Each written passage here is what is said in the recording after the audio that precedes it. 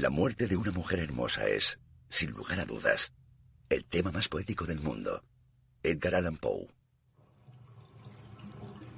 78-52. La escena que cambió el cine.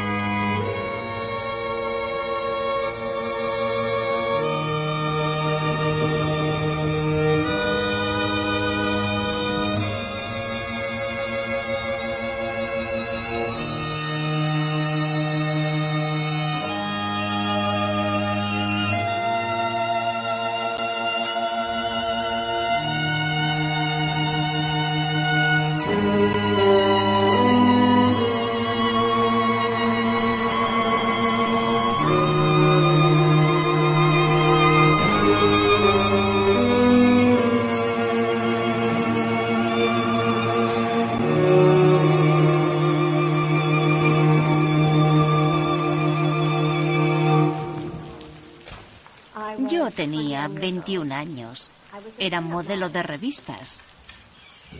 Estaba trabajando con un fotógrafo y me dijo que la Universal, o UI, como se la llamaba por aquel entonces, estaba buscando a alguien para posar en una película. Así que llamé y concerté una cita. Fui y hablé con el señor Hitchcock y básicamente tuve que desnudarme. Me volví a vestir y a continuación tuve una entrevista con Janet Leigh, para la cual tuve que desnudarme de nuevo. Bueno, me quedé solo en ropa interior, pero en fin, mi cuerpo era muy parecido al suyo, así que me contrataron.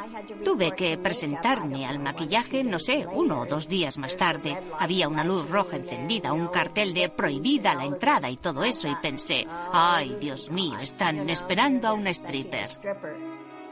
No estaba completamente desnuda. Llevaba algo parecido a un parche de goma en la entrepierna. Durante el rodaje, con el agua cayendo sin parar, se me aflojaba. Se lo dije a Hitchcock. Le dije, ¿por qué no me quito esto? Y él dijo, no, no.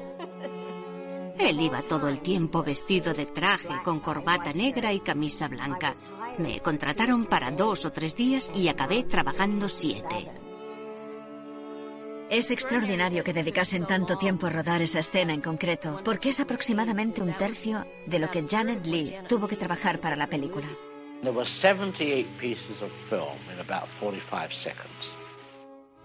Pasarse 7 días en un pequeño plató para rodar una escena tan corta era algo bastante inaudito. Por lo general, tienes suerte si te dan un día para matar a alguien. Oh, tiene que ser una obsesión. Rodar algo así durante 7 días. No cabe duda de que es una obsesión. Hitchcock pensó en rodar este asesinato separadamente del resto de la película, lo que significaba, en cierto modo, que el asesinato iba a convertirse en una parte aceptable del entretenimiento. En las películas norteamericanas había violencia, pero nada como en Psicosis, nada tan íntimo, nada tan diseñado, nada tan despiadado. Creo que sabía lo que tenía entre manos, y probablemente sentía que toda la película giraba sobre ese momento tan crucial. You should have seen the blood. The whole place was, well, it's too horrible to describe. Dreadful. Creo que es la primera expresión moderna del cuerpo femenino siendo agredido.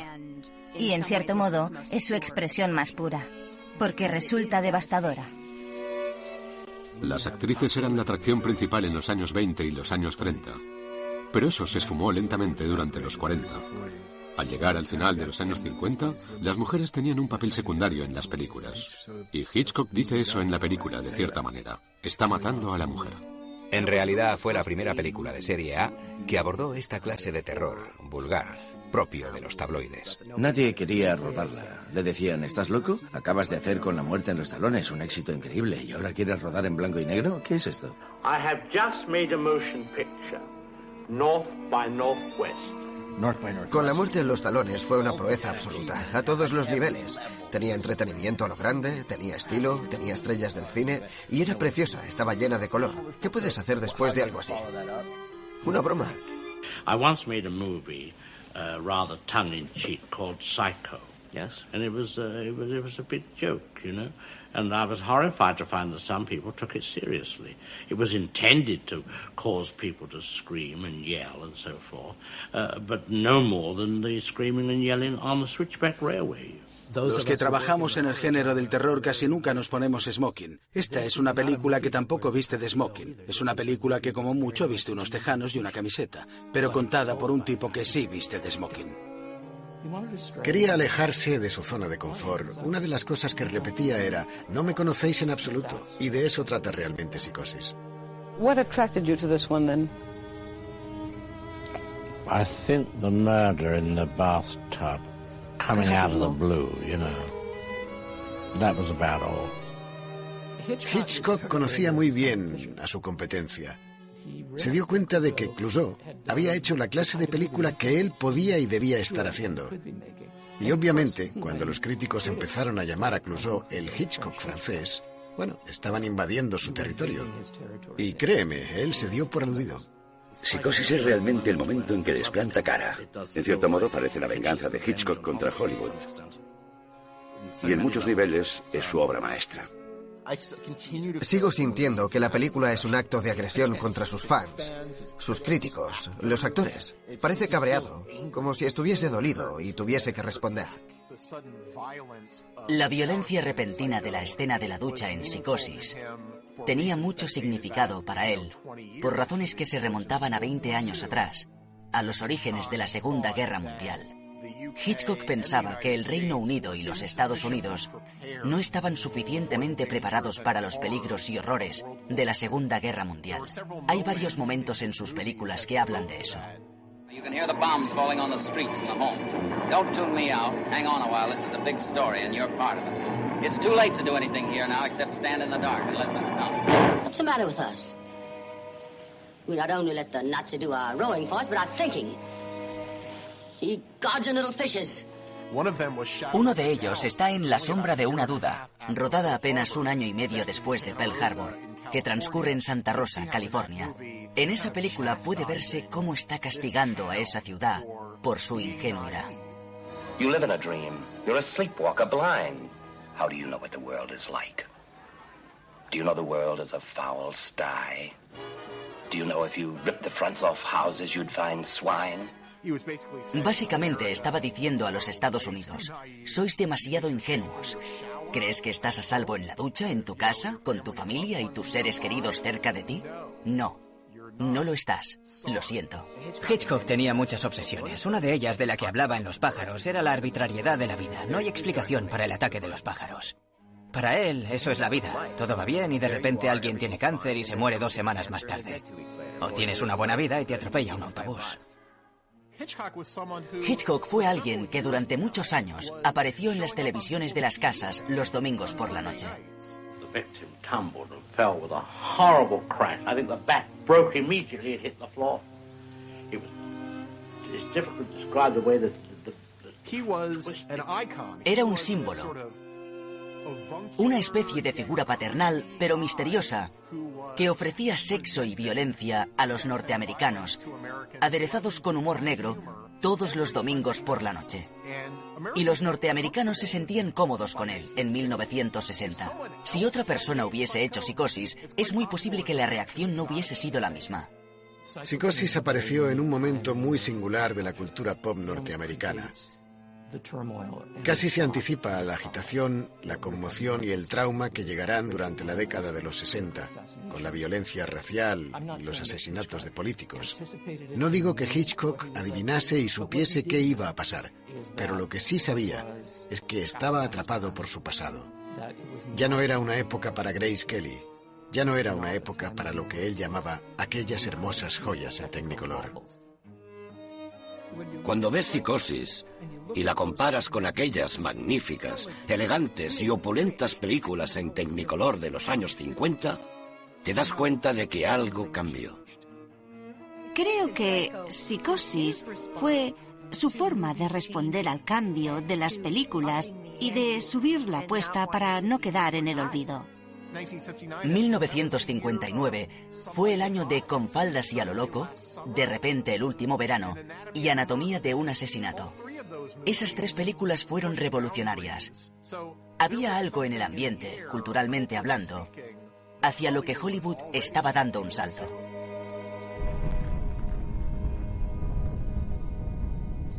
Psicosis aparece en un periodo posterior a la bomba atómica, pero anterior a los derechos civiles. Si nos fijamos en la violencia de las películas de terror, se trataba de situaciones en las que la ciencia fallaba, pero no tenías la sensación de que era algo que podía pasarte a ti. Con Psicosis sí sentías que podía pasarte a ti. Fue la primera película en mostrar que puedes ser vulnerable, estar desnudo a solas en la ducha y que aparezca alguien vestido con la ropa de su madre muerta y te apuñale. Porque eso es lo que va a pasar. Los norteamericanos estaban obsesionados con la domesticidad. Querían autoconvencerse de que en sus espacios domésticos privados y personales, al menos allí, estaban a salvo. Los soviéticos o quienes quiera que fuesen, no tenían posibilidad de atacarte en tu cuarto de baño. Pocos días después del inicio del rodaje de Psicosis, en noviembre de 1959, la familia Clutter fue asesinada en Kansas. Son los asesinatos que se describen en A Sangre Fría. Ya no vives al lado de una de las familias de Norman Rockwell. Ahora vives al lado de la familia Manson. Esa es la nueva familia norteamericana moderna, que fue lo que inspiró a Tobe Hooper en La Matanza de Texas.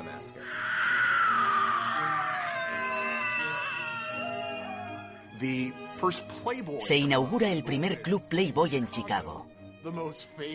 Las famosas estrellas de la telecomedia en los años 50, Lucille Ball y Ricky Ricardo, se divorcian. La píldora anticonceptiva es aprobada por la FDA. La escena de la ducha se podría considerar como la acumulación de la tensión de todas esas cosas, todos esos miedos norteamericanos a finales de los tranquilos años 50. Todo va a explotar y se refleja en esta escena.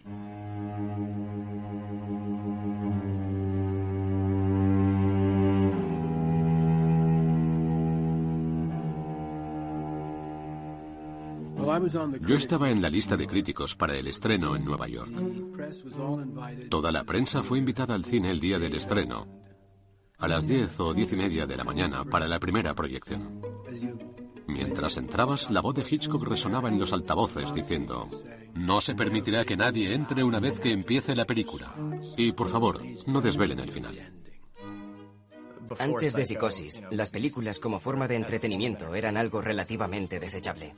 En comparación con la actualidad, había muchísima gente entrando y saliendo de las salas de cine.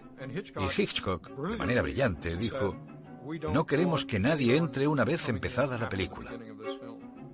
Cambió la forma en que se exhibían las películas. The reason was because the leading lady, Janet Leigh, was killed off a third of the way through. And I didn't want people whispering to each other, when is Janet Leigh coming on? Quería crear expectación. The bathroom. Algo terrible pasa en un cuarto de baño. Lo sabemos desde el tráiler. No sabemos que es Janet Leigh, porque en el tráiler aparece Vera Miles y no Janet Leigh. Desde el momento en que se abría la cortina y empezaban las puñaladas, se oía un chillido prolongado entre el público. Así, no era posible oír nada de la banda sonora durante toda la escena de la ducha. Tenías los gritos de Janet Leigh, los gritos de todas las mujeres que te rodeaban en el cine y los agudos acordes de Herman. Tenía que ser un caos absoluto. En realidad fue la primera película en la historia del cine en la que no era seguro estar en la sala de cine. Y cuando salí a Times Square a mediodía, sentí que me habían violado.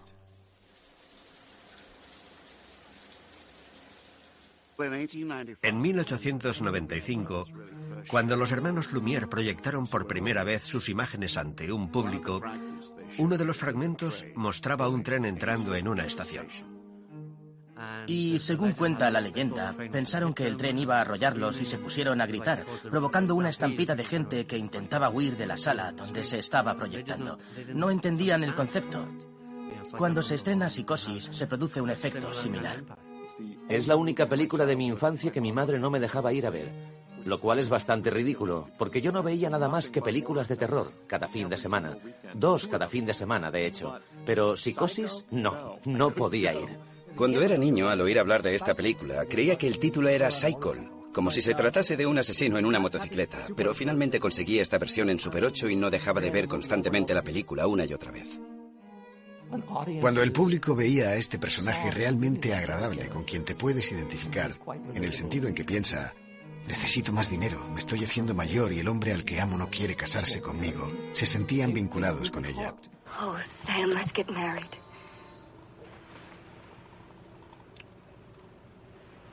Yeah. And live with me in a storeroom behind a hardware store in Fairvale. We'll have lots of laughs. Pues claro que va a sobrevivir a la película. Es Janet Leigh. En vez de eso, se da una ducha y de repente es asesinada por una anciana a la que ni siquiera puedo ver. ¿Qué coño está pasando aquí? Ha roto el pacto entre el cineasta y el público. Y el público se muere de ganas de ver más. Él era un director respetado. Y ella era una auténtica estrella de cine. Creo que se puede adivinar el impacto de ese posible terremoto que obviamente se produjo. Creo que ese momento marca el inicio del nuevo cine norteamericano, tal vez del nuevo cine mundial en ciertos aspectos. No conozco a nadie que hubiese hecho eso antes. Ya. O tal vez haya alguna película checoslovaca desconocida donde eso ocurra y ahora aparezca un tío diciendo... ¡Yo lo hice primero! Sí. Se me ocurren cosas que culturalmente nos han hecho pensar en esa estructura. Por ejemplo, la primera temporada de Juego de Tronos, en la que el personaje más atrayente, Ned Stark, es asesinado cruelmente delante de nosotros. Culturalmente, fue necesario recordarnos el poder de ese recurso narrativo. La realidad es que utilizó la primera mitad de la película como una trampa para llevarnos hasta esa casa. Y la única forma de que entres en esa casa es hacerte creer que ella es alguien que ha robado $40,000 y que se ha equivocado de salida de la autopista y que está en una pequeña carretera por la que no pasa nadie. Está diciendo muchas cosas acerca de nuestra sociedad que estaba cambiando en aquel momento. Intentábamos llegar lo más rápido posible de Los Ángeles a Chicago o Nueva York. Y entrar en esos pequeños pueblos ya no era necesario. A Norman no parece importarle. Está dispuesto a cambiar las sábanas todos los días, aunque no haya nadie. One by one, you drop the formalities. I shouldn't even bother changing the sheets, but old habits die hard. Cuando ella conduce con los $40,000, está en la carretera y en el oeste. Hay algo fundamentalmente estadounidense en todo ello, que se remonta a la doctrina del destino manifiesto. Id hacia el oeste, encontrad vuestro destino, vuestra libertad. Marion intenta hacer exactamente eso, y es cuando se topa con su destino.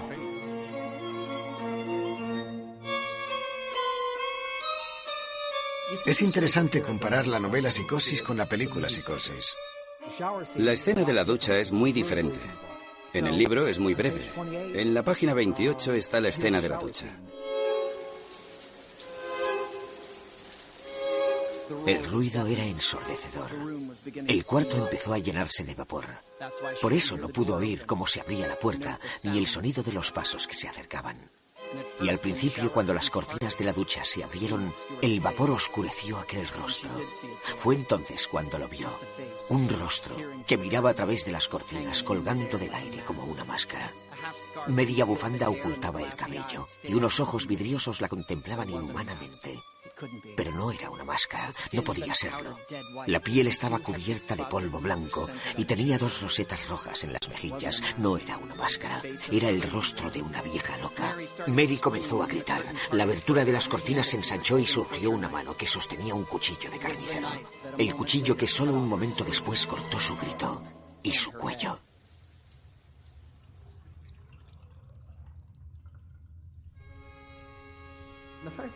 El hecho de que Hitchcock invitase a Saul Bass a trabajar en la escena de la ducha, como si fuese algo independiente, me hace pensar que sabía que debía hacer algo especial con la escena de la ducha. Interior, Mary en la ducha. Vemos la puerta del baño que se abre lentamente. El ruido de la ducha ahoga cualquier sonido. La puerta se cierra despacio y con mucho cuidado. Y vemos la sombra de una mujer que emerge tras la cortina de la ducha. Mary está girada de espaldas a la cortina. El brillo blanco del cuarto de baño resulta casi cegador.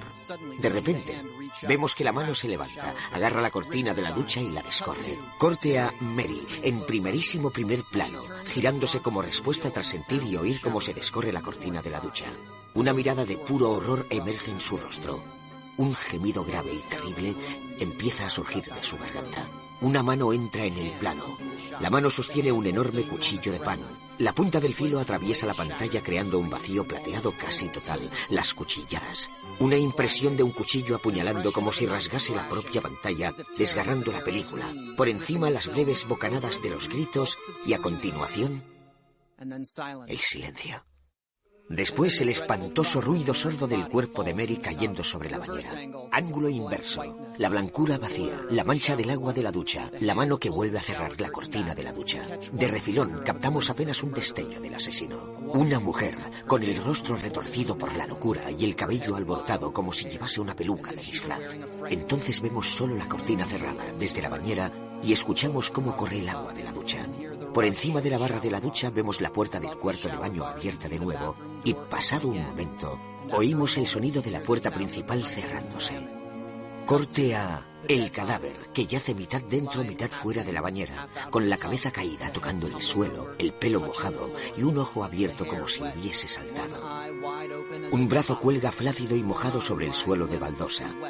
Cayendo por el lateral de la bañera, corriendo espesos a lo largo de la porcelana, vemos numerosos pequeños hilos de sangre. La cámara se aleja del cuerpo, se desplaza lentamente a través del cuarto de baño, dejando atrás el retrete y entrando en la habitación.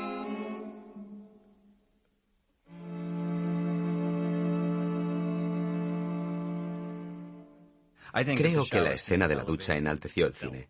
No solo el género de terror en concreto, sino el cine en general. Lo ves una y otra vez y sigues descubriendo cosas nuevas.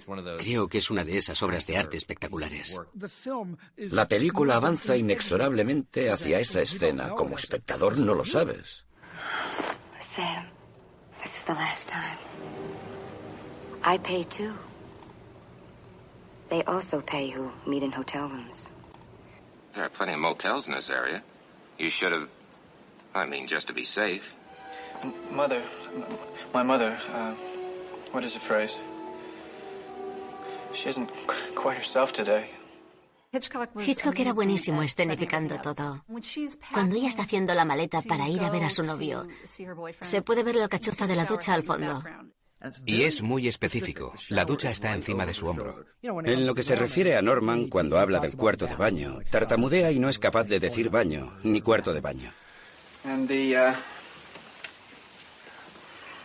over there. The bathroom. Eso es lo estupendo de Hitchcock. Saca lo mejor de sí en esos momentos de los personajes. Esa forma desesperada de conducir al principio es increíblemente bueno. La noción de purificarse es como su arca de Noé. No puede ver debido a la densidad del agua, lo cual es realmente hermoso, porque se está ahogando en sus preocupaciones y miedos.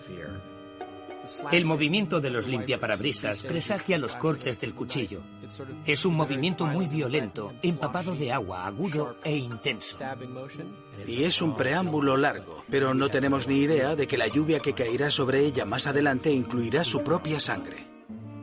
Tengo la sensación de que la escena de la ducha probablemente era algo para lo que Hitchcock había estado trabajando toda su vida.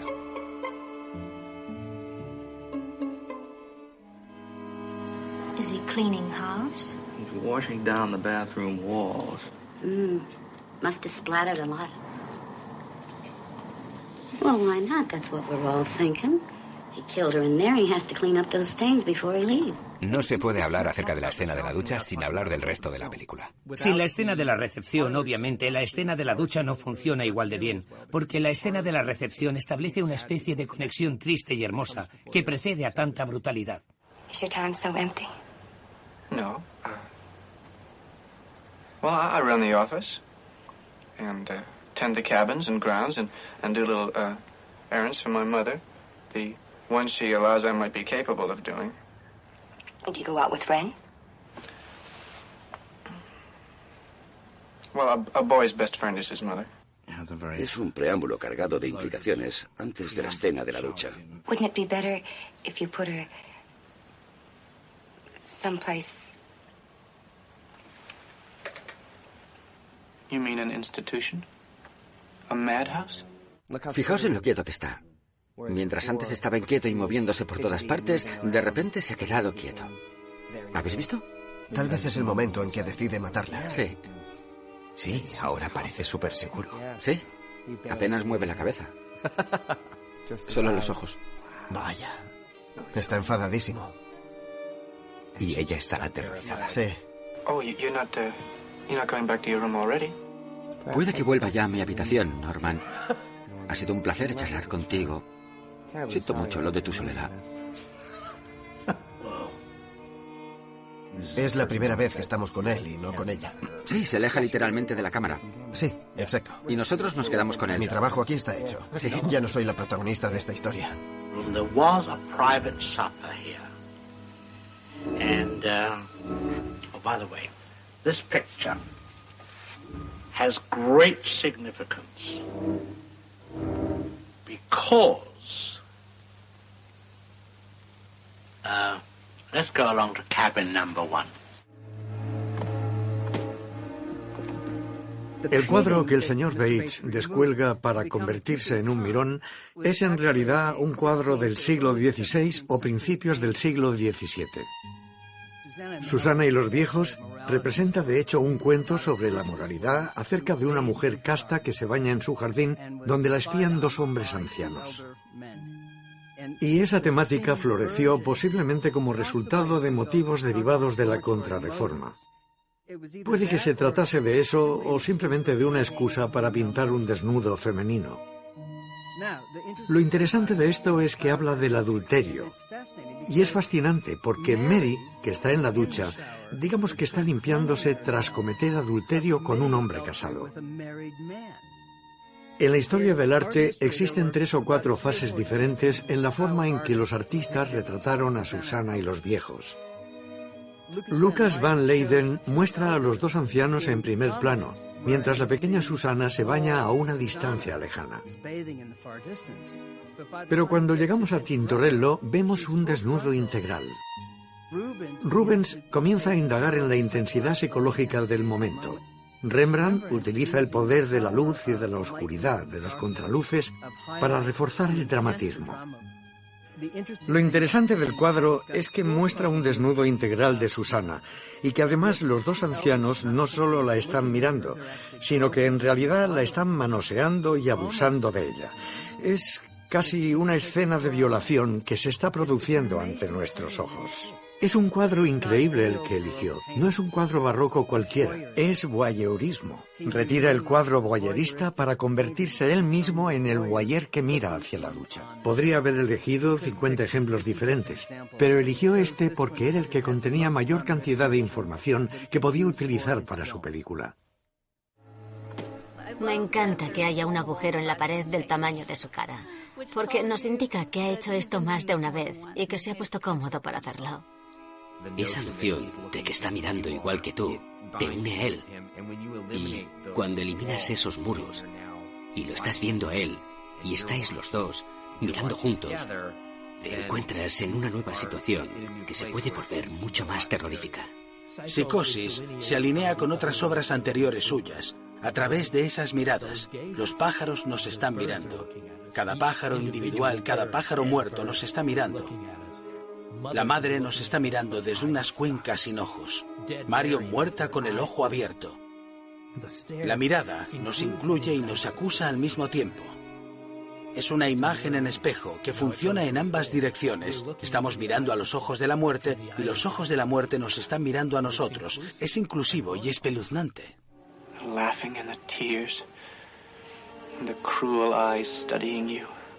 My mother there. Dios te está observando, porque hay numerosos planos desde el punto de vista de Dios en Psicosis, al igual que los hay en Los pájaros. El Dios de Hitchcock es cruel y arbitrario, algo así como una especie de ave depredadora o de rapiña que observa de manera bastante fría y desinteresada a sus sujetos humanos. En la secuencia de la ducha, la violencia está dirigida y ese cuchillo viene directamente hacia nosotros. Así que estamos siendo castigados por ser unos mirones. Observar y ser observado acarrea consecuencias. Si nos identificamos con el personaje de James Stewart en La ventana indiscreta, sufre literalmente una gran caída al final de la película, en la que se rompe la otra pierna, lo que supone otros 8 meses de dolor y picores, además de no poder acostarse con Grace Kelly. Todas esas cosas son relevantes para Hitchcock. I'll bet you 9 people out of 10. Je vous parierai que 10, if 9 they personnes see sur 10, something across, s'ils voient quelque chose, like a woman undressing and going to bed, or even sometimes a man pottering around his room doing nothing. Ou même un homme qui tripote à travers la chambre ne faisant rien de spécial. 9 people out of 10 will stay and sur look. 10 resteront là à regarder. They won't turn away and say, it's none of my business, and pull down their own curtain. Et retireront leur volet. Won't do it. Leur volet. Ils ne le feront pas. Al principio de la película, entras volando a través de una ventana con la persiana bajada, así que ya empiezas siendo un mirón. Y pensándolo bien, si la película comienza desde el punto de vista de una mosca, cambia todo el contexto de lo que significa la película. I'm not even gonna swat that fly. I hope they are watching. They'll see. They'll see and they'll know and they'll say, why, she wouldn't even harm a fly. Creo que el voyeurismo tiene su recompensa en la escena de la ducha. Es la forma que tiene Hitchcock de poner la bomba debajo de la mesa, que es algo que le gustaba hacer para crear ironía dramática. 4 people are sitting around a table, talking about baseball, whatever you like. 5 minutes of it, very dull. Suddenly, a bomb goes up, blows the people to smithereens. What do the audience have? 10 seconds of shock. Now take the same scene and tell the audience there is a bomb under that table and will go off in 5 minutes. Well, the whole emotion of the audience is totally different because you've given them that information. You've got the audience working. Hello. Creo que en ese momento empezamos a preguntarnos qué está pasando por su cabeza y qué va a pasar debido a esa mirada en su cara. Como actor, el papel que está representando es tan interesante. Es algo como, oh Dios, no dejes que mi madre mate a esta chica. Norman Bates aparece presentado en un montón de pequeños momentos condensados a lo largo de la película. Prácticamente del mismo modo que el asesinato aparece presentado en momentos condensados de imágenes y composiciones montadas conjuntamente. Creo que la película habla acerca de la fragmentación. Es la fragmentación. Norman sube a la casa. Es muy importante que el público le vea irse, porque está reaccionando respecto a un tercer personaje que creemos que está en la casa, la madre, pero que en realidad está en su mente. Va hacia las escaleras, mira hacia arriba y parece triste, porque se da cuenta de que su madre no está en casa. Y se deja caer en la cocina como un pobre colegial rechazado. Se sienta con cara de maldita sea, no puedo cenar con la mujer con la que quiero cenar. Me imagino que debía de hacer eso a menudo cuando la madre estaba viva. Ella debía de gritarle y él se iba a la cocina cuando no podía conseguir lo que quería. Cuando ella le regañaba por no estar a la altura de sus expectativas. Se podrían decir muchas cosas sobre las madres de Hitchcock.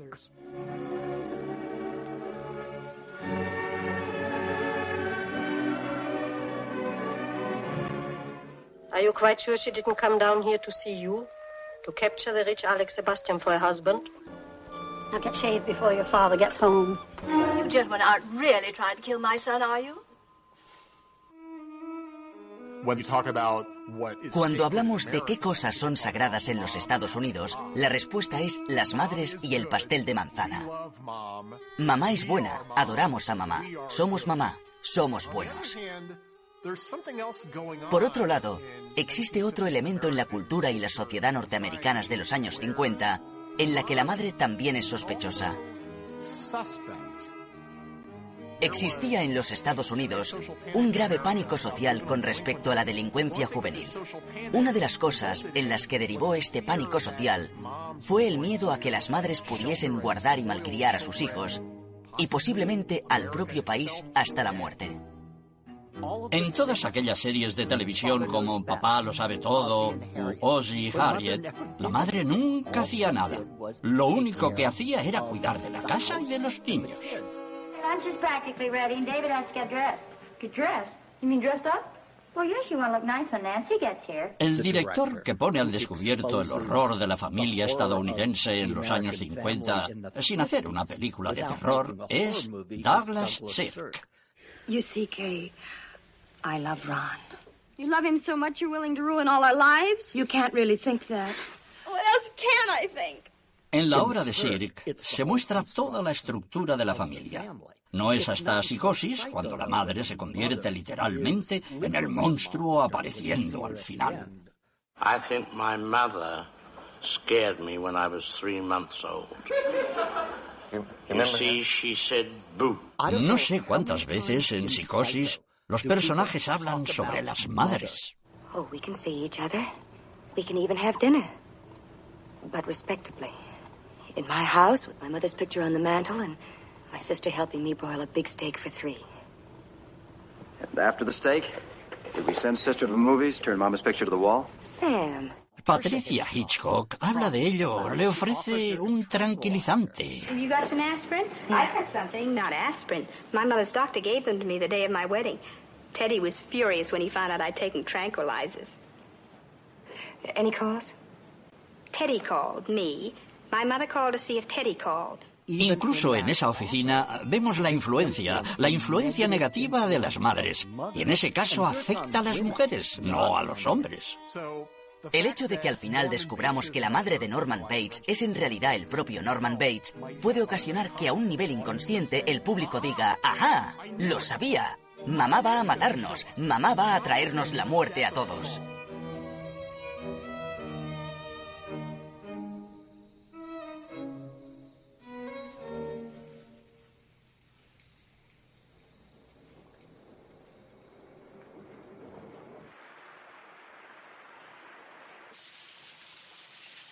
Bien, volvamos atrás una vez más.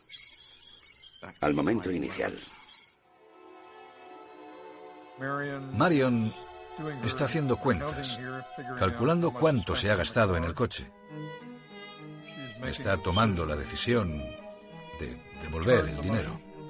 Un bonito toque de escritura manual. Yo siempre hago mis cuentas por escrito. Es fascinante. Sigue siendo una película antigua, aceptémoslo. Tira el papel al váter y para rematar la faena, tira de la cisterna. Desde el principio sabes que te adentras en un territorio nuevo. En 1960 nadie había mostrado nunca un retrete. Al tirar de la cisterna nos indica claramente que la escena que viene a continuación va a romper 1 o 2 tabús. Los detalles son importantes a la hora de crear el suspense. Todos esos detalles acabarán dando lugar a algo mucho más monumental que la sencillez de esos planos. Hitchcock era victoriano. Los victorianos creían que un cuarto de baño blanco, brillante y alicatado era un sanitario. Era la palabra que usaban. El cuarto de baño de su casa tenía azulejos blancos y brillantes.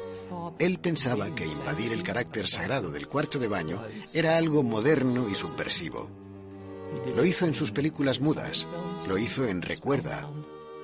Mostrarnos ese brillo era su forma de decir, mirad cómo estoy profanando el carácter sagrado del cuarto de baño.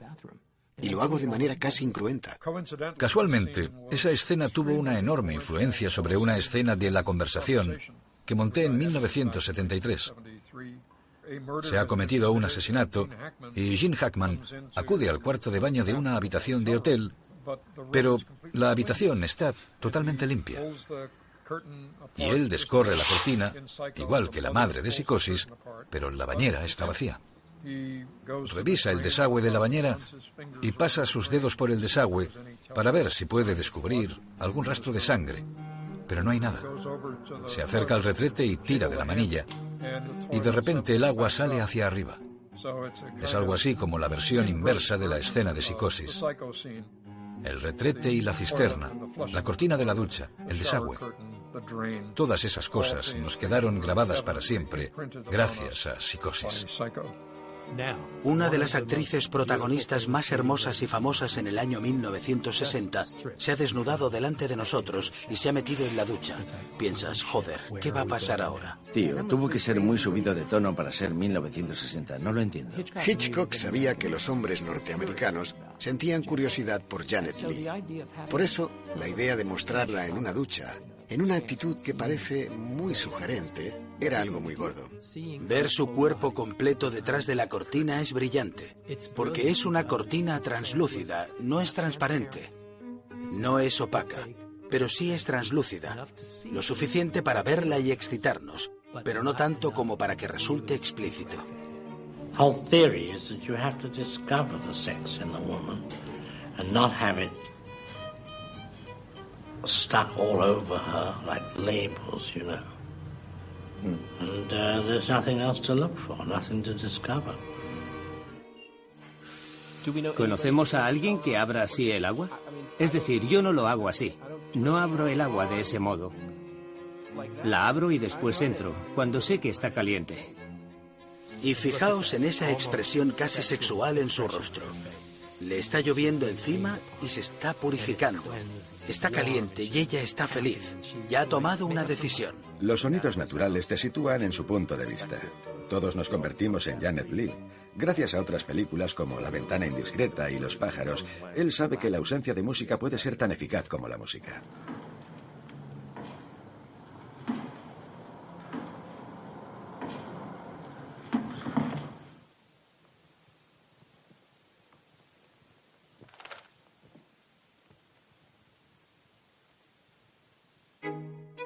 Creo que no hay casi ningún momento en que veamos a Marion con una sonrisa de verdad.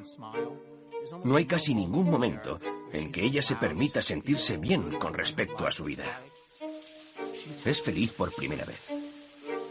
Entramos en una escena que, por una parte, es bastante liberadora para el personaje, pero al mismo tiempo es obvio que lo que estamos viendo es la liberación por parte de Hitchcock de sus propios deseos reprimidos, que al fin se reflejan sobre la pantalla.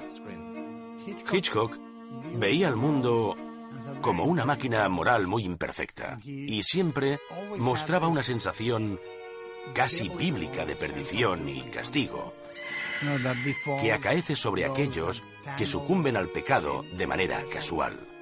Incluso en su película menos hitchcockiana, que es Matrimonio Original, que me encanta, se castiga la banalidad. Ella adopta la decisión moral de devolver el dinero y de sufrir cualquier castigo que se le imponga. I stepped into a private trap back there, and I'd like to go back and try to pull myself out of it. Before it's too late for me to. Esto es muy importante.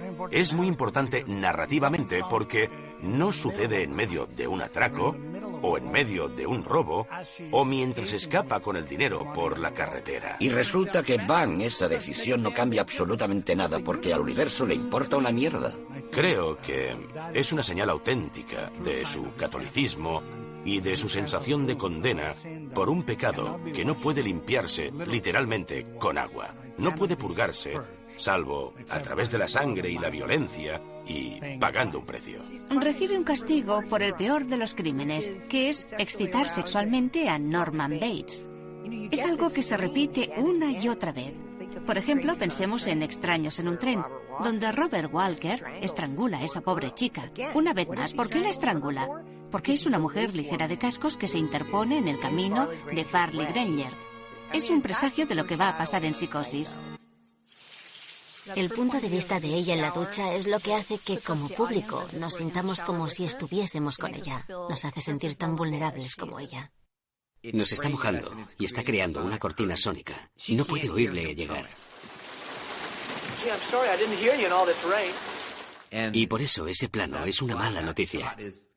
Los planos cambian en su nivel de simetría durante el transcurso de la secuencia.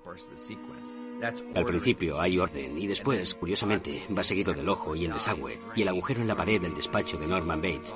Y todos esos elementos comienzan a rimar pasado un tiempo de una manera magnífica. ¿Cómo apuntas con una cámara hacia la alcachofa de la ducha sin que la lente se moje? Mueves la cámara hacia atrás lo suficiente y taponas algunos de los agujeros para que el chorro caiga hacia afuera. Una solución muy sencilla y elegante. No hay nada inusual en lo que se refiere al ritmo, que es bastante pausado, con un promedio de 4,5 segundos por corte. Es la calma antes de la tormenta, por así decirlo. Y ahora viene lo que definiría como un corte extraño. Yo lo llamo el corte del pelo mojado. La vemos lavándose con la cabeza inclinada hacia atrás y de repente hay un corte hacia el mismo tipo de ángulo. En realidad un salto. Solo que ahora su pelo está completamente mojado. Esto desmentiría a alguien que dijo que esta escena se rodó exactamente tal y como marcaban los storyboards. Porque un storyboard jamás incluiría un momento así. Crees que vas a poder ver todo el proceso en tiempo real. Pero ese corte supone un salto hacia adelante. Parece una decisión muy segura y valiente. Ahora vemos un corte a la ducha, pero es un ángulo lateral de la alcachofa de la ducha. No se trata de un punto de vista subjetivo. Cuando la estábamos viendo antes, estaba orientada de izquierda a derecha, de espaldas a la ducha. Y cuando volvemos a verla, hemos saltado al otro lado del eje de 180 grados. Lo que está detrás de ella ahora es la cortina de la ducha, no la pared. Y ahora hay otro corte. Una vez más, es un salto bastante extraño. Objetivamente no habría ningún motivo para hacer eso, pero es inquietante, porque hay un gran espacio vacío que resulta inquietante por sí mismo. ¿Qué va a llenar ese espacio vacío? El público empieza a fijarse en ese espacio negativo y a pensar, ¿por qué estoy mirando hacia ahí? La puerta se abre, vemos una sombra y a continuación la figura de Norman. Y entonces el terror aumenta y te dices a ti mismo, Dios mío, Dios mío. Y esa es la diferencia entre el suspense y la sorpresa. El concepto de amenaza en una figura tenebrosa. Creo que ese es el miedo de Hitchcock.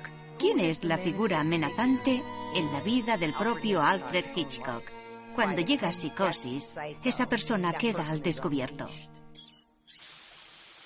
Vemos a Margot Epper, la doble, acercándose. ¿Cómo no revelas quién es? I've been taking the rap for that sequence for 20 years now, but that's not me behind the curtain. I was in New York that day rehearsing a Broadway show. Cada vez que filmaban seguía viéndose el rostro de la doble. Uno de los de maquillaje sugirió, ¿por qué no le ennegrecemos la cara? Así que lo intentaron un par de veces y le fueron oscureciendo el rostro más y más y más hasta conseguir ese efecto. Le pregunté a Janet Leigh qué creía que veía venir hacia ella, y ella claramente veía a Norman acercándose a ella. Y eso fue lo que representó. Para ella, la realidad era, voy a morir asesinada de este modo por la persona que intentó entablar amistad conmigo y con quien intenté ser educada. They're very kind. It's all for you. I'm not hungry. Go ahead. Le añade un toque adicional de terror y de patetismo a ese momento. Y ese papel pintado del fondo. El Resplandor y otras muchas películas de terror intentan imitar ese empapelado perfecto del Motel Bates de Hitchcock. Ese estampado floral que se yuxtapone con la silueta negra del cuchillo y el pelo de la madre. Es realmente terrorífico. La forma siempre me ha irritado un poco. Esa extraña cabeza que parecía una seta. No sé, me parece algo flojo por algún motivo. Siempre he deseado que ese plano diese un poco más de miedo. Cuando mi abuelo vio el primer montaje en bruto de Psicosis, no le gustó nada. Pensaba recortarlo a 1 hora y convertirlo en parte del programa de televisión. Bernard Herrmann lo convenció para crear los acordes musicales más famosos en la historia del cine de terror. Está tan arraigado en la cultura pop. ¿Es tan trascendente? Mi hija de 7 años lo conoce, pero no sabe de dónde procede. Ya. Pero ya ha hecho esa broma. No sé de dónde lo habrá sacado. Es increíble. No tiene ni idea de qué es Psicosis. Es algo evolutivo, como si naciésemos conociendo la escena de la ducha de Psicosis. Quería un tatuaje. Y pensé, debería ser un fragmento musical de Bernard Herrmann, el fragmento más increíble que se ha hecho nunca en la historia del cine. Tiene muy poco que ver con la armonía, es solo puro terror. La forma en que se usaba la música en el cine para asustar a la gente cambió después de Psicosis. Si quieres hacer algo siniestro, añades esos acordes. Si lo haces más lento, te queda... Lo que realmente adoro de Herrmann es la forma en que se dio cuenta de que, a través de la contención, se podía lograr un efecto muchísimo más potente. Cuando compuso Ultimátum a la Tierra, lo hizo para 7 teremines y solo cuernos de cobre.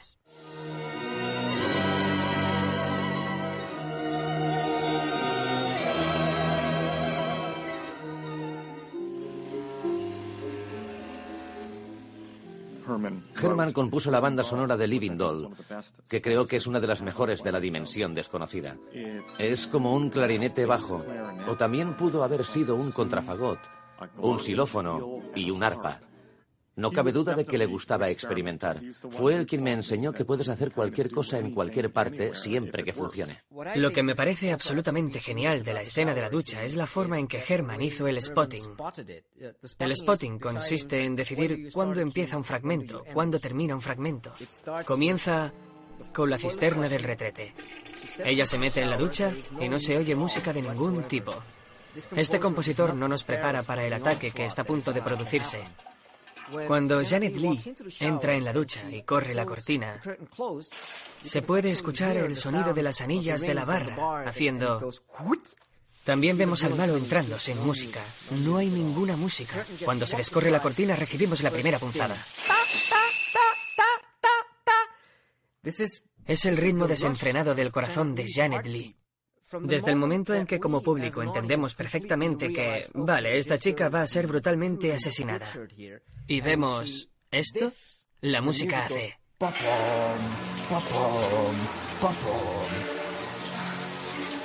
Cae al suelo y los latidos se ralentizan porque se está muriendo. Y entonces, en su último aliento, la música básicamente la abandona. Y lo único que percibimos es el sonido de la cortina cayendo y la cabeza chocando contra el suelo. ¿No es una genialidad? Es obra de Herrmann, no de Hitchcock. De Bernie. Utilizamos su banda sonora, la banda sonora original de Bernard Herrmann, para nuestra pista temporal. Por supuesto, mientras estábamos montando la película. Y después Danny volvió a grabarla y quedó algo precioso. Es una banda sonora perfecta. Cuando me dieron el trabajo, para mí era algo realmente sagrado. Hubo un momento en una reunión con algunos de los productores en que sugirieron, tal vez, debido a que es en color, deberíamos hacerlo con metales y vientos y percusión, para una orquesta completa. Y yo les dije, no, por favor, os lo suplico, no me obliguéis a hacer eso. Veía visiones del fantasma gruñón de Bernard Herrmann entrando en mi habitación y yo me despertaba en mitad de la noche y él estaba ahí diciendo, gilipollas, ¿qué has hecho? Se alza un cuchillo y entonces comienza la escena del asesinato y el ritmo de los cortes se va a reducir enormemente. Ahí está, hermoso, catártico, increíblemente salvaje, íntimo e inadecuado en muchísimos niveles. Resulta horrible, eso es... Wow. Tío. Conoce perfectamente la forma de agarrarte por el cuello y decirte, mira, vas a ver esto. Era una trampa perfecta de acero inoxidable. No podías huir de ella. Te estaba infligiendo un daño, pero al mismo tiempo sabías que estabas en manos de un maestro. No podías hacer nada salvo rendirte. La escena de la ducha está montada como una escena de acción. En esto Tomasini era un maestro. Lo que hizo con la escena de la ducha cambió el lenguaje del cine. El montador se convirtió de repente en una pieza mucho más importante del rompecabezas. Tenías que pensarte bien el corte. Porque un corte tardaba unos 4 minutos en hacerse, empalmarse y revisarse. Hoy en día puedes hacer un corte cada 12 segundos o algo así. La planificación, la reflexión, el pensamiento que requirió el diseño de alguna de estas películas es algo asombroso. Las películas tenían ya 14 años de antigüedad cuando a alguien se le ocurrió la idea de que podía hacerse un corte. Porque se trata de algo violento. Estás viendo una imagen, un campo visual muy detallado y lleno de movimiento. Y entonces, de repente, desaparece y se sustituye por otra imagen. En cierto modo, el público debía estrellarse contra el parabrisas de esta experiencia. Hitchcock y Tomasini sabían perfectamente hacia dónde miraba el público. Acabaron trabajando en la desorientación, arrastrándote hacia esa sensación de confusión y terror de Marion. Cada corte individual que hace Tomasini es, cuando te das cuenta de lo que está pasando en la nueva toma, ya ha cambiado a una toma diferente. Es un caleidoscopio de imágenes que colisionan contra tu cráneo, pero está muy planificado, y así lo parece. Es orden y caos, chocando uno contra otro. Es un acto de magia. De veras. Sí. Porque la gente salía del cine sintiendo que lo que habían visto los había dejado increíblemente aturdidos, porque no había nada parecido anterior a eso en el cine. Y aún así no habían visto realmente las cosas que creían haber visto. Es algo increíble. El uso de los efectos de sonido creo que contribuye enormemente a la violencia de la escena. Los sonidos de las cuchilladas en concreto. ¿Cómo consigues el sonido de lo que ocurre cuando un cuchillo de carnicero se clava en la carne? Al técnico de sonido se le ocurrió una idea. ¿Qué tal clavar el cuchillo en melones?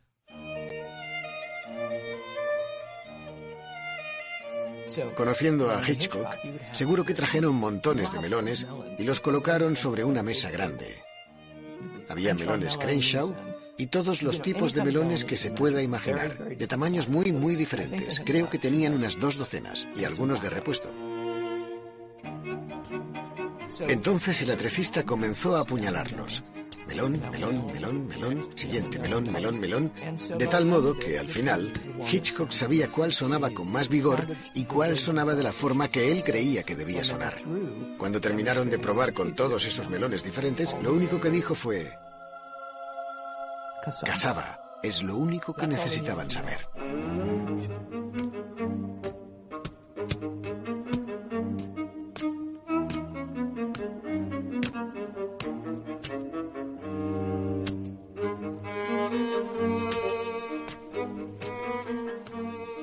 Creo que la clave del sonido del melón casaba es que la parte viscosa interna es muy pequeña y que hay una capa de fruta muy gruesa que tienes que atravesar. Es muy denso. ¿Denso? No como muchos de los otros melones, que sonaban un poco huecos. Y estoy seguro de que, con los ojos cerrados, Hitchcock probablemente estaba escuchando eso. A mí el melón casaba me suena más bien seco, óseo, en comparación con los otros más húmedos y viscosos. La firmeza y el grosor probablemente se asemejan más a las vísceras, al crujido de... Las vísceras. Las vísceras. Hitchcock también les hizo traer un solomillo. Un solomillo de gran tamaño. Yo no como carne, así que me produce casi náuseas contar eso, pero en cualquier caso, Hitchcock pensó que sería una gran idea, y de hecho dieron cuchilladas a un trozo de carne muy, muy, muy grande, y ese sonido se entremezcla con el del melón.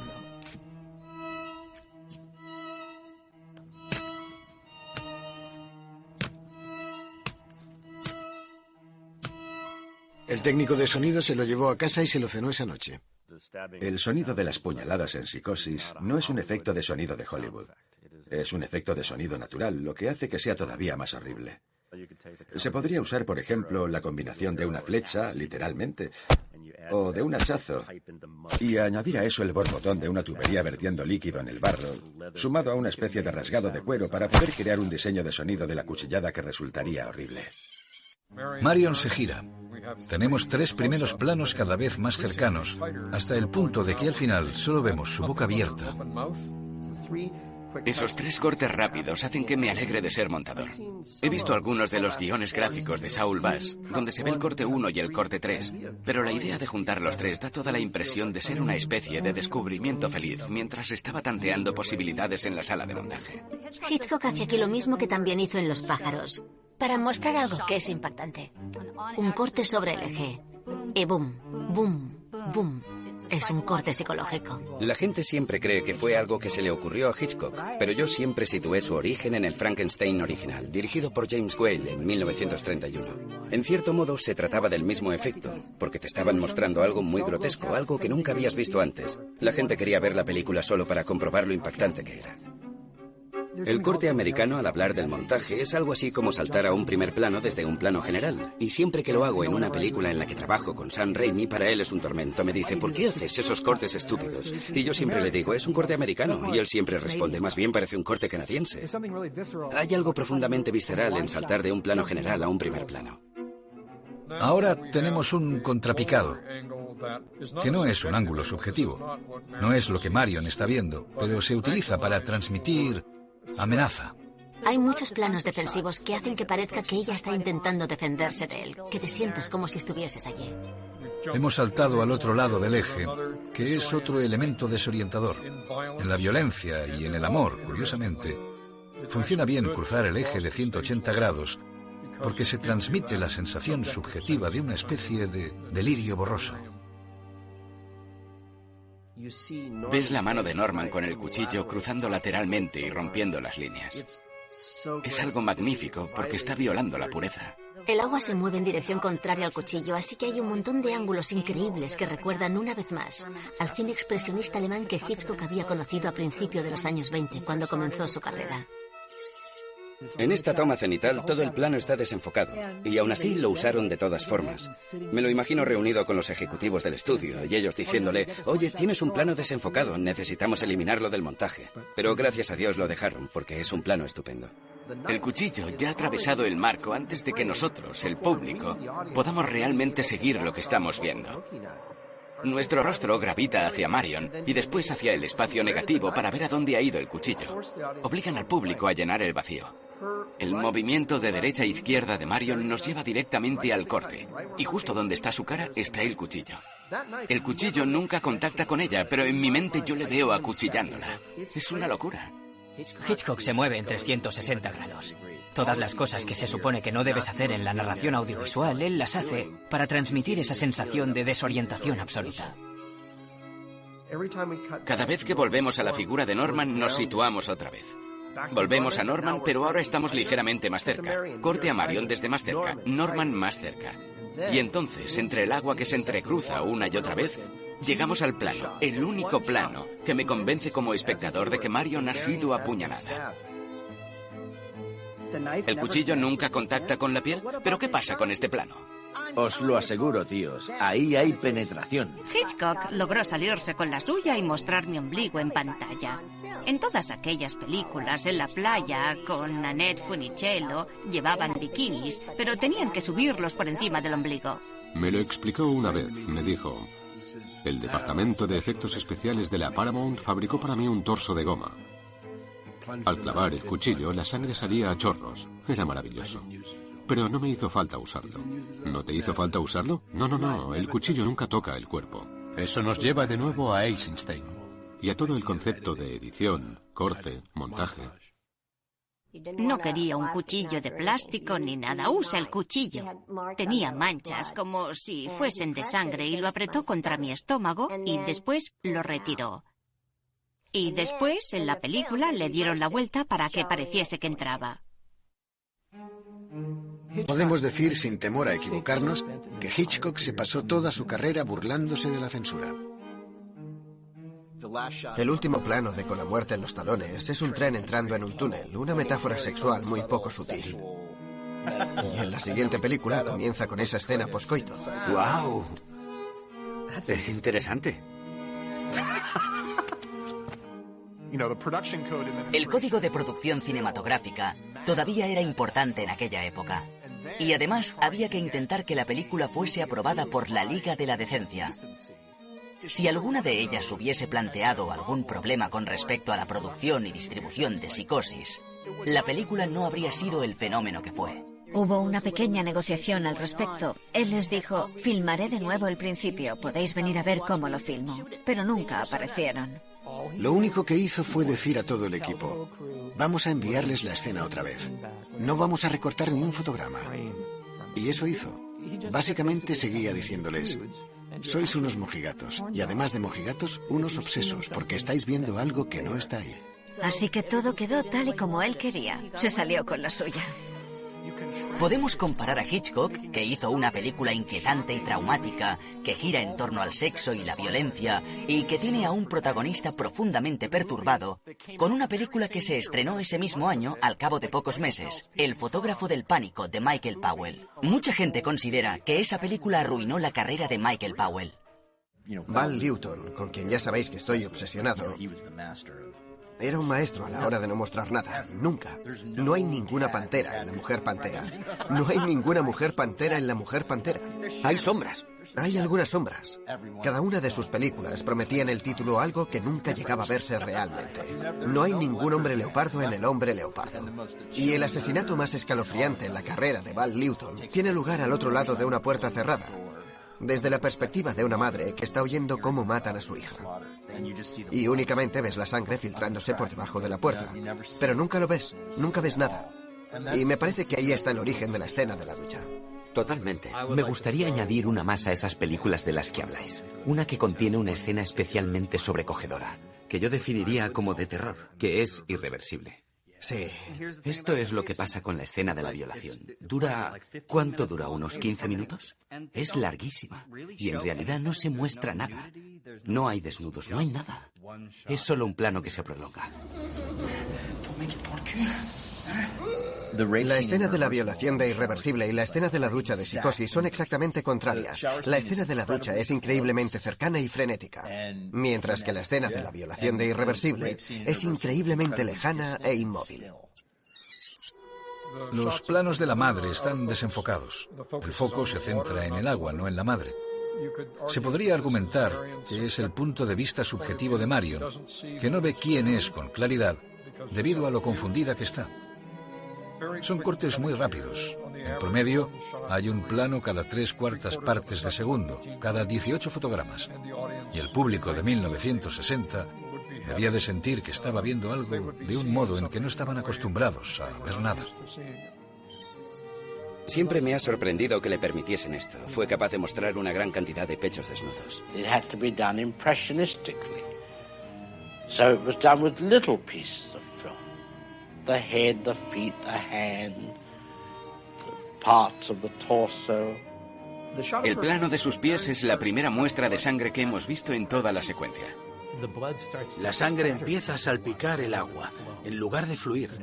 Ves manchas cayendo como una lluvia oscura, que son absorbidas por el agua y se diluyen de una manera muy evocadora.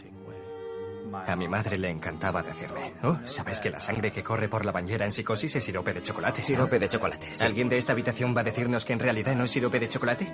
Tenían una lata de sirope Hershey's que diluyeron en agua y eso fue lo que utilizaron como sangre, pero tuvieron que echarla a chorros a mi alrededor y sobre mí.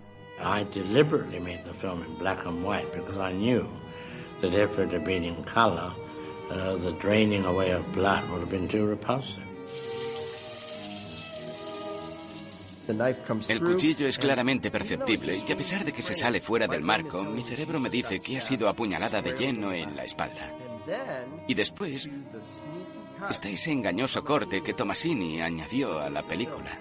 Empieza aquí, con la mano desenfocada en la parte delantera, dirigiéndose a la pared. Tus ojos están totalmente confundidos porque estás contemplando un espacio negativo, nada más que las baldosas de la pared. La mano empieza a aparecer e instantáneamente se produce un salto. Si lo ves a toda velocidad, parece que... ¡bam! Logra que parezca que se está estampando contra la pared. La salida de Norman también es extraordinaria, con ese movimiento rápido sin mirar atrás. Ni siquiera se queda para cerciorarse de si ha muerto, se va. Es casi un corte temporal. Él ya ha salido por la puerta y se debe en parte a que estaban intentando ocultar quién era y a que estaban hartos de mostrar ese plano patético en que su cabeza parecía una seta. El plano de la mano parece una estrella de mar contra la pared. Es solo una mano, la parte menos importante de su cuerpo ahora mismo, después de que haya sido apuñalada, y ves cómo la vida se escapa de su cuerpo a través de la mano. La escena acaba centrándose en sus manos, si te fijas. Mano, mano otra vez. Y ves cómo baja, intentando aferrarse a algo. La mano baja por la pared, se da la vuelta. ¿Dónde está su mano? Esa es un poco la gran pregunta. Si ves la primera escena de Parque Jurásico, ocurre lo mismo. No importa que ese tipo haya sido devorado por el Velociraptor, apenas le ves la cara. Pero lo importante cuando lo ves es que se está aferrando a su mano. Alarga el brazo Las manos tocan algo. Y creo que eso es parte del modo en que es capaz de conseguir que el público la acompañe en su muerte, en lugar de ver simplemente cómo se muere. Está luchando por su vida, intentando mantenerse erguida. La forma en la que el pelo va dejando como un rastro detrás de ella y la va siguiendo es una imagen increíblemente inquietante. Y es una pared. Antes tenías profundidad y ahora estás aplastada contra la nada. Nadie había hecho eso antes. Las muertes eran rápidas en las películas. Y aunque a los actores les encantaba rodarlas, en su mayor parte esta escena está dirigida de un modo especialmente particular. En Cortina Rasgada hay una escena interminable en la que intentan matar a alguien. No es sangrienta, pero es explícita. Incluso Frenesí es muy explícita en comparación con Psicosis.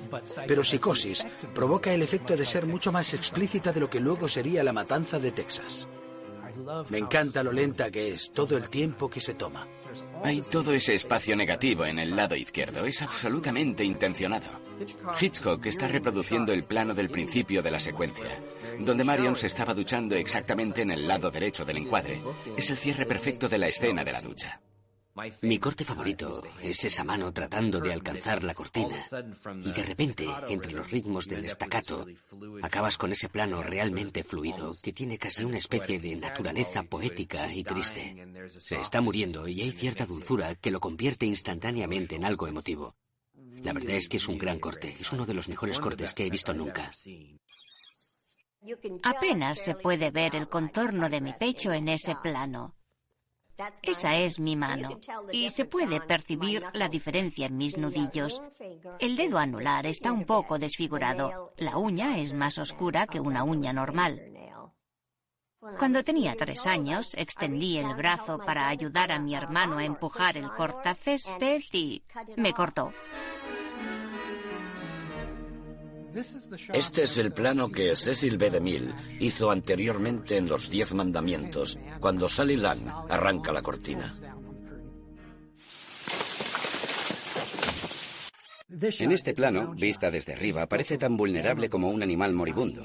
Es una vez más un plano muy atrevido, porque pone muchísima desnudez al descubierto. Hay una toma en la escena de la ducha que nunca se utilizó. Es una de las tomas más sobrecogedoras que he visto nunca. Anne Heche estaba dispuesta a probar cosas. Ese plano al final donde ella se desploma es el plano que Hitchcock nunca utilizó, pero estaba en el storyboard. Había reticencias al respecto, y tal vez Hitchcock pensó que en realidad no era necesario. A continuación, regresamos a la alcachofa de la ducha, el ojo impasible que acaba de ver cómo sucedía algo tan horrible.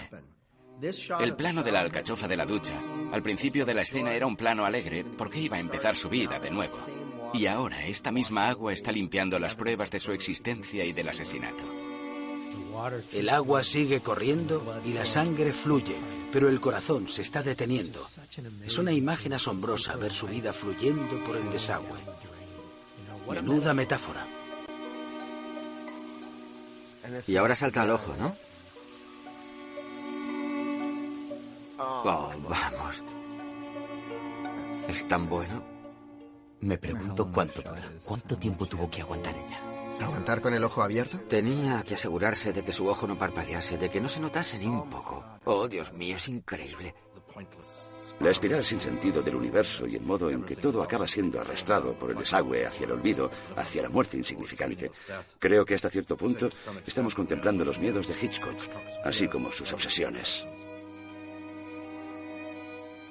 Aparece en Barton Fink, aparece en muchísimas películas y piensas, ¿por qué entra por el desagüe? ¿Por qué entra por el desagüe? ¿Vamos a entrar dentro? Ese es el momento de Psicosis en que todo cambia. Es verdaderamente cine de autor. Y es un sello muy personal. Constituye una ruptura en la película, pero la película nunca logra alcanzar ese nivel de poesía de nuevo, y empiezas a darte cuenta de que, esto era lo que más le importaba a Hitchcock. Tomasini ha hecho un giro óptico en el sentido de las manecillas del reloj, que justo aquí vuelve a conectar con el metraje de 24 fotogramas. Me sorprende que lograsen hacerlo de una forma tan limpia, ya que cuando creas una ilusión óptica queda bastante granulada, pero aquí el resultado es delicado y muy hermoso. Es sorprendente y sin interrupciones. Es una de las mejores ilusiones ópticas en la historia del cine. También es parecido a lo que hace la secuencia del título en Vértigo. Es un tema que se repite en sus películas y posteriormente, por supuesto. No solo lo hace por cuestiones estilísticas, tiene contenido. Las cámaras eran enormes y muy difíciles de manipular. Se pueden ver fotografías de Hitchcock detrás de una cámara Mitchell y percibes la sensación de lo que tenía que ser estar sentado detrás de esa enorme locomotora que era la cámara. Mientras que hoy en día es facilísimo, puedes hacerlo como Gus Van Sant. En el remake grabó toda la acción en tiempo real.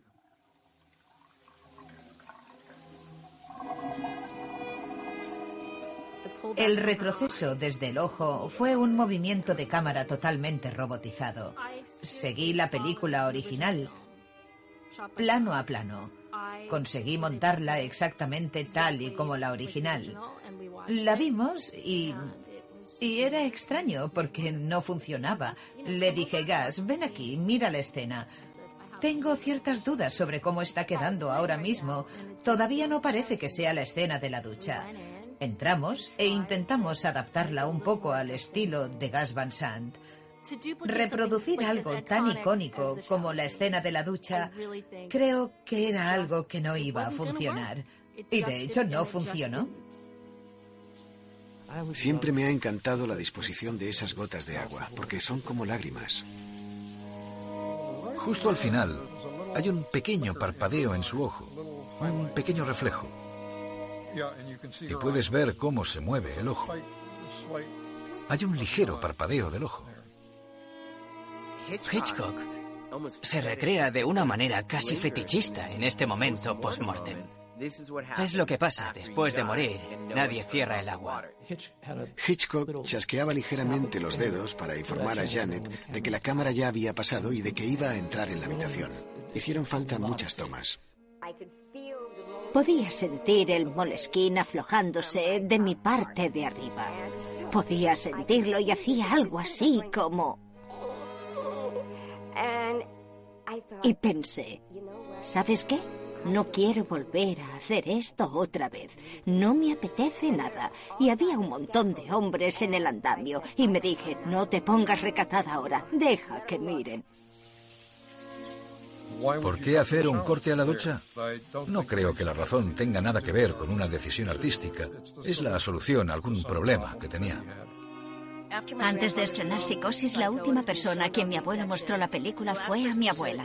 En la sala de proyección él estaba muy orgulloso y ella le dijo, Hitch, no puedes estrenar esto. Y él dijo, ¿por qué no? Y ella respondió, se ve a Janet Leigh respirando. No podían volver a filmarlo, Janet se había ido. No tenían tanto presupuesto, así que simplemente hicieron un corte a la alcachofa de la ducha, chorreando agua. Y después viene ese movimiento de cámara tan cínico. Ella tomó una decisión moral y este ha sido el resultado. Aquí tienes una imagen de la indiferencia del universo, si es que necesitas una.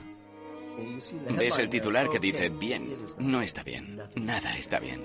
Siempre vuelve a ese MacGuffin, que son los $40.000. Arroja el periódico a la ciénaga. Se hunde con el coche. Y el público piensa, ahí está el dinero que creíamos que era tan importante en esta historia. Carece de importancia. Este es el otro elemento de la película que siempre me ha irritado. La mejor escena en la historia del cine tiene un final agridulce, con una mala grabación adicional de diálogo, que ha sido la perdición de tantas películas.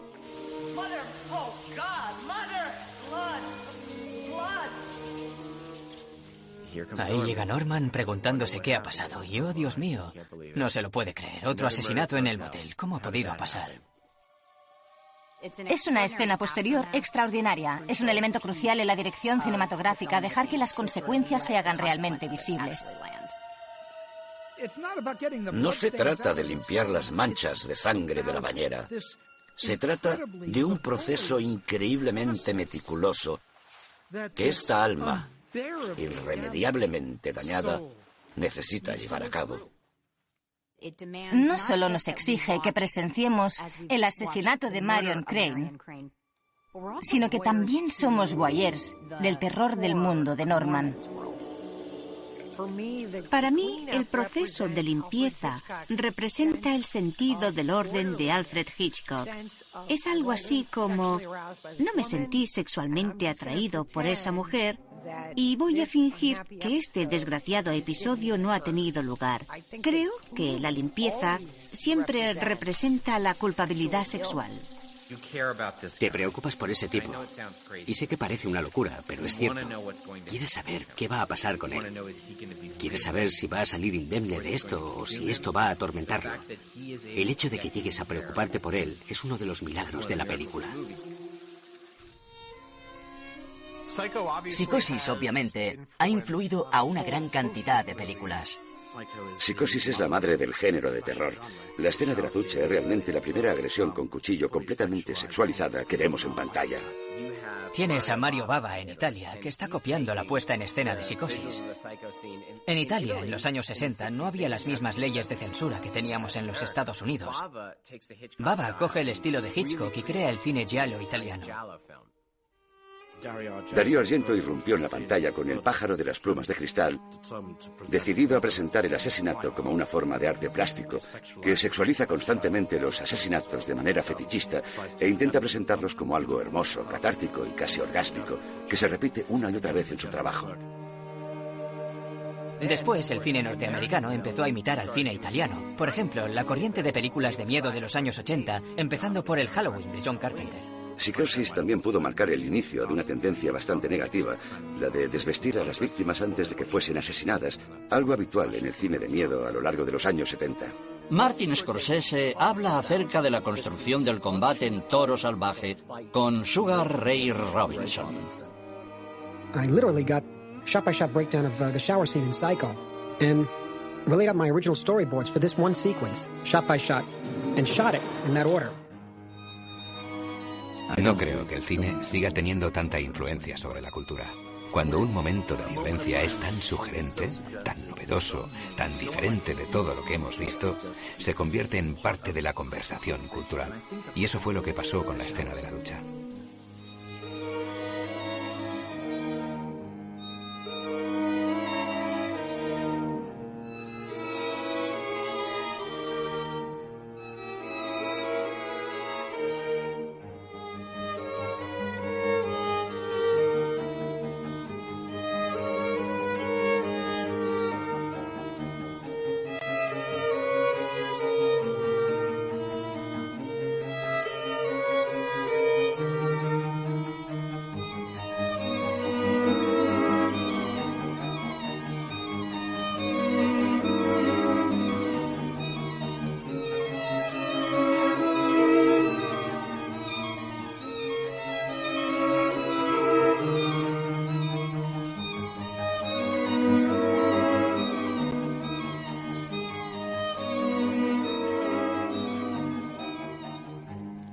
Actuó en una serie de televisión llamada Scream Queens. Ya me habían pedido otras veces que me metiese en la ducha para hacerme unas fotografías. Me habían pedido que recrease la escena y todas esas veces dije que no, porque obviamente eso es un legado de mi madre y no me corresponde a mí invadir su terreno. Pero mi madre murió hace ya más de 10 años y es una gran serie. Y fue un homenaje muy respetuoso y divertido. El Diablo Rojo aparece, descorre la cortina, pero yo no estoy dentro. Y en ese momento aparezco detrás de la puerta del cuarto de baño. Lo ataco. Y justo antes de hacerlo lo miro y digo, he visto esa película unas 50 veces.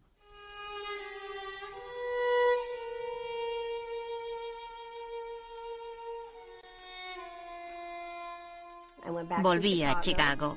Salí en la portada de septiembre de 1960. Trabajé en el Club Playboy, probablemente hasta octubre de aquel año. Fui una de las conejitas originales. Nunca mencioné lo de Psicosis. La parte que no me gustaba es cuando Tony Perkins me saca de la bañera y me envuelve en la cortina de la ducha.